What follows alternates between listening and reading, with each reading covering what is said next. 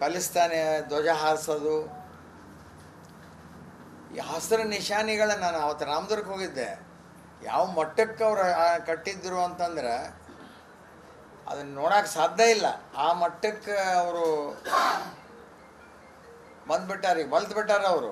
ಈ ಕಾಂಗ್ರೆಸ್ ಗೌರ್ಮೆಂಟ್ ಐತಿ, ಇಲ್ಲೇ ನಮ್ಗೆ ಏನು ಮಾಡ್ತಾರ ಅನ್ನುವಂಥದ್ದು ಅವ್ರ ಮನೋಭಾವ. ಇದೇ ಗೌರ್ಮೆಂಟ್ ಖಾಯಂ ಇರೋದಿಲ್ಲ, ಅದನ್ನು ತಿಳ್ಕೊಂಡಿಲ್ಲ ಅವರು. ಇದಕ್ಕೂ ಕೂಡ ಕಡಿವಾಣ ಹಾಕುವಂಥ ಒಂದು ಕಾಲ ಬರ್ತದೆ, ನಿಶ್ಚಿತವಾಗಿ ಕಡಿವಾಣ ಹಾಕ್ತೀವಿ ಅನ್ನುವಂಥ ಮಾತನ್ನು ನಾನು ಈ ಸಂದರ್ಭದಲ್ಲಿ ಹೇಳಲಿಕ್ಕೆ ಬಯಸ್ತೇನೆ. ಈ ಪಾಲಿಸ್ತಾನ ಧ್ವಜ ಹಾರಿಸೋದು, ಈ ಹಸಿರು ನಿಶಾನಿಗಳ ನಾನು ಅವತ್ತು ರಾಮದುರ್ಗಕ್ಕೆ ಹೋಗಿದ್ದೆ. ಯಾವ ಮಟ್ಟಕ್ಕೆ ಅವ್ರು ಕಟ್ಟಿದ್ರು ಅಂತಂದ್ರೆ ಅದನ್ನು ನೋಡೋಕೆ ಸಾಧ್ಯ ಇಲ್ಲ. ಆ ಮಟ್ಟಕ್ಕೆ ಅವರು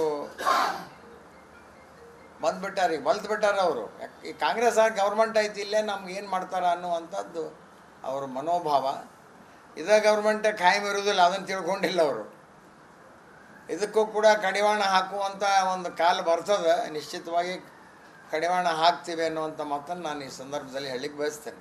ಈ ಪಾಲಿಸ್ತಾನ ಧ್ವಜ ಹಾರಿಸೋದು, ಈ ಹಸಿರು ನಿಶಾನಿಗಳ ನಾನು ಅವತ್ತು ರಾಮದುರ್ಗಕ್ಕೆ ಹೋಗಿದ್ದೆ.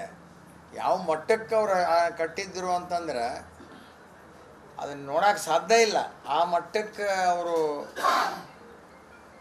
ಬಂದ್ಬಿಟ್ಟಾರೆ, ಬಲ್ತ್ಬಿಟ್ಟಾರೆ ಅವರು. ಈ ಕಾಂಗ್ರೆಸ್ ಗೌರ್ಮೆಂಟ್ ಐತಿ, ಇಲ್ಲೇ ನಮ್ಗೆ ಏನು ಮಾಡ್ತಾರ ಅನ್ನುವಂಥದ್ದು ಅವ್ರ ಮನೋಭಾವ. ಇದೇ ಗೌರ್ಮೆಂಟ್ ಖಾಯಂ ಇರೋದಿಲ್ಲ, ಅದನ್ನು ತಿಳ್ಕೊಂಡಿಲ್ಲ ಅವರು.